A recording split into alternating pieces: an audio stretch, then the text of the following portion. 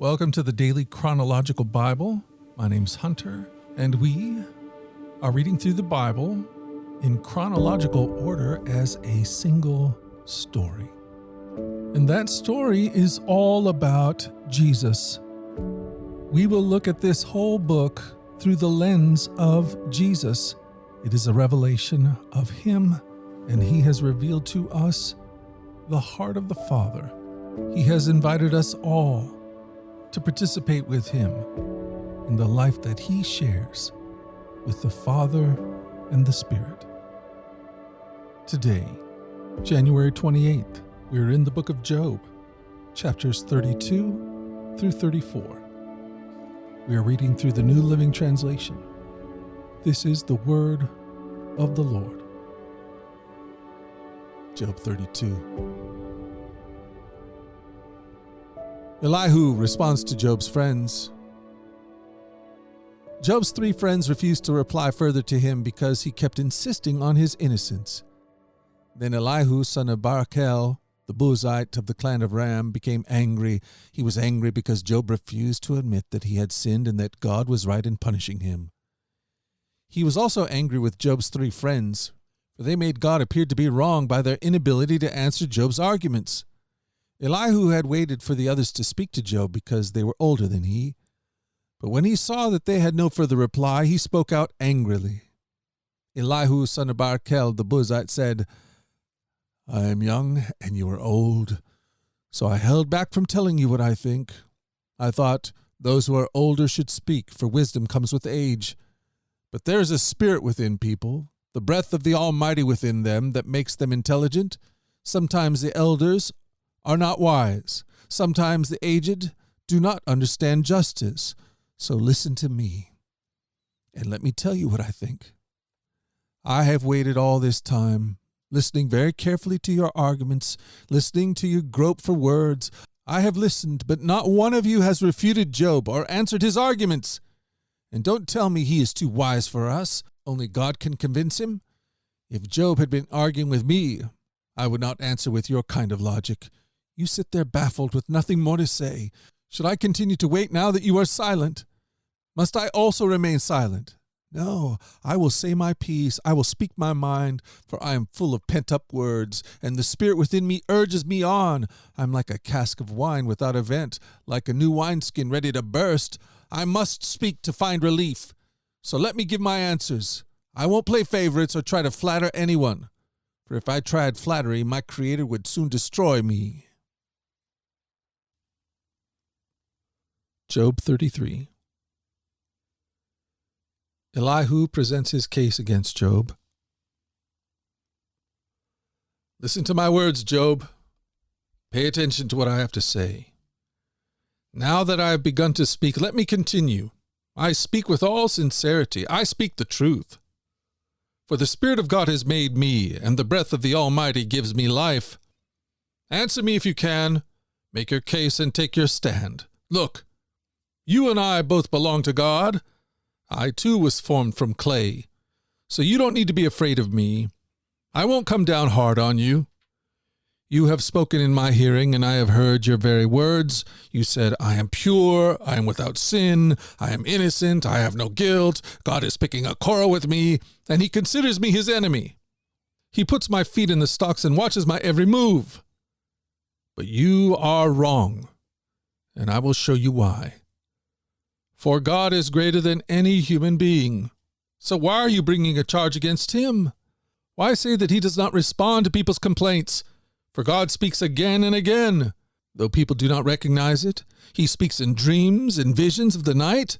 When deep sleep falls on people as they lie in their beds, He whispers in their ears and terrifies them with warnings.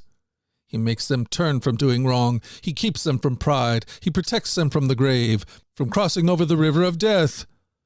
Or God disciplines people with pain on their sick beds, with ceaseless aching in their bones. They lose their appetite for even the most delicious food. Their flesh wastes away and their bones stick out. They are at death's door. The angel of death waits for them. But if an angel from heaven appears, a special angel to intercede for a person and declare that he is upright, He will be gracious and say, rescue him from the grave. for I have found a ransom for his life. Then his body will become as healthy as a child's, firm and youthful again.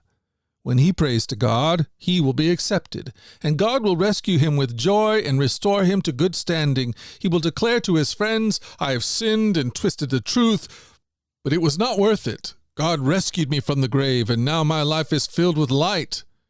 Yes, God does these things again and again for people. He rescues them from the grave, so that they may enjoy the light of life.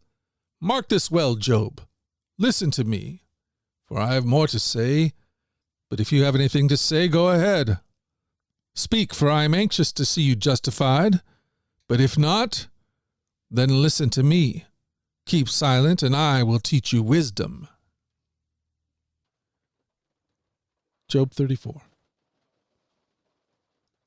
Elihu accuses Job of arrogance.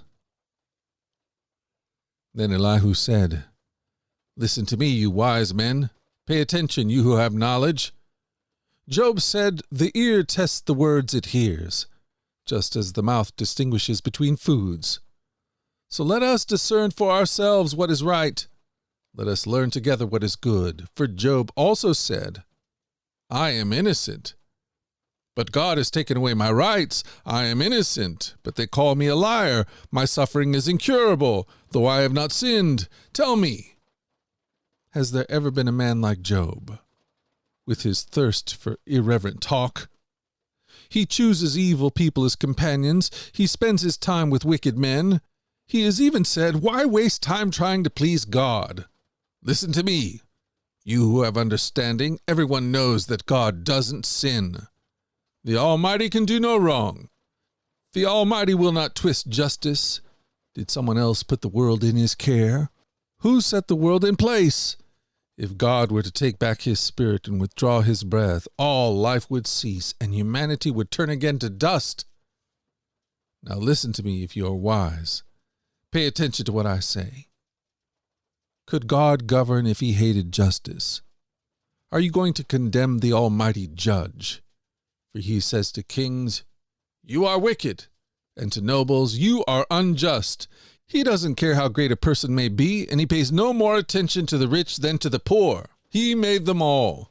In a moment they die, in the middle of the night they pass away. The mighty are removed without human hand. For God watches how people live, and he sees everything they do.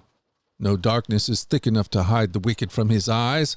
We don't set the time when we come before God in judgment. He brings the mighty to ruin without asking anyone.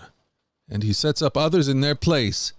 He knows what they do, and in the night he overturns and destroys them, doing it openly for all to see. For they turn away from following him. They have no respect for any of his ways. They cause the poor to cry out, catching God's attention. He hears the cries of the needy. But if he chooses to remain quiet, who can criticize him? When he hides his face, no one can find him, whether an individual or a nation. He prevents the godless from ruling, so they cannot be a snare to the people. Why don't people say to God, I have sinned, but I will sin no more? Or, I don't know what evil I've done, tell me. If I've done wrong, I'll stop at once. Must God tailor his justice to your demands? But you have rejected him. The choice is yours, not mine. Go ahead, share your wisdom with us. After all, bright people will tell me, and wise people will hear me say, Job speaks out of arrogance. His words lack insight. Job, you deserve the maximum penalty for the wicked way you have talked, for you have added rebellion to your sin. You show no respect, and you speak many angry words against God.